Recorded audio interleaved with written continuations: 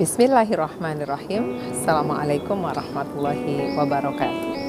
Alhamdulillahirabbil alamin. Hari ini kita bertemu di hari yang ke-7 di bulan suci Ramadan.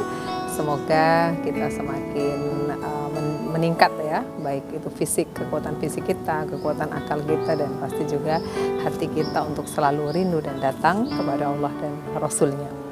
Ya, kalau kemarin saya menutup dengan adab sebelum ilmu.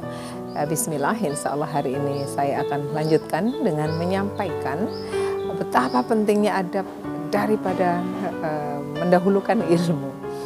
Seorang ulama besar juga namanya Abdullah bin Mubarak menyampaikan bahwa adab itu 2/3 dari ilmu. Sehingga kalau kita para guru, para orang tua kemudian tidak mendahulukan menguatkan adab itu terlebih dahulu di anak-anak kita, maka sama dengan kita menghilangkan 2/3 dari ilmu yang seharusnya anak-anak itu dapatkan. Nah, ada satu kisah ketika Utsman bin Affan, Khalifah Utsman bin Affan ingin menyampaikan bagaimana cara berwudu yang dilakukan oleh Rasulullah kepada para sahabat tabi'in. Utsman mengatakan, lihatlah aku akan berwudu.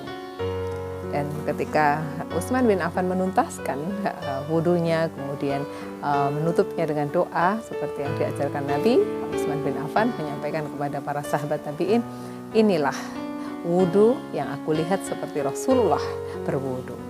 Nah, artinya apa? Berarti kan ketika kita mau mengajarkan adab, maka sesungguhnya kita harus menjadi teladan terlebih dahulu.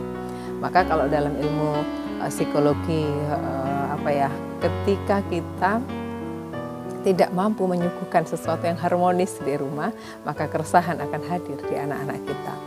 Makanya ada banyak sekali kasus ketika anak itu menyaksikan, misalnya orang tua, bapak dan ibu berselisih paham, kemudian berada di hadapan anak-anaknya, maka psikis anaknya pasti akan terganggu.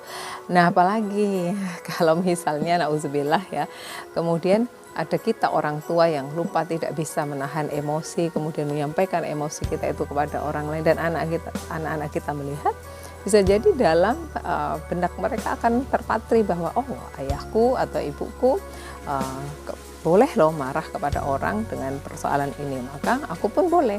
Nah, itu yang sebenarnya harus kita cukup hati-hati. Makanya kembali, mari kita beradab sebelum berilmu, dan karena adab itu sangat terkait erat dengan akidah, maka tugas untuk memberikan ilmu agama sesungguhnya adalah tugas para orang tua, dan lembaga pendidikan atau sekolah yang dipilih harus menyambutnya dengan memberikan tidak sekedar pengetahuan juga, tapi bagaimana kemudian lingkungan sekolah itu pun menjadi lingkungan yang menjadi laboratorium kehidupan mereka. Seperti itu insya Allah. Baik, semoga yang sedikit ini bisa mengisi sisi pengetahuan kita yang mungkin sudah ada tapi agak sedikit lupa. Semoga saya pun demikian. Wallahu a'lam bishawab. Billahi fisabilil haq. Mari tetap gelorakan kebaikan. Wassalamualaikum warahmatullahi wabarakatuh.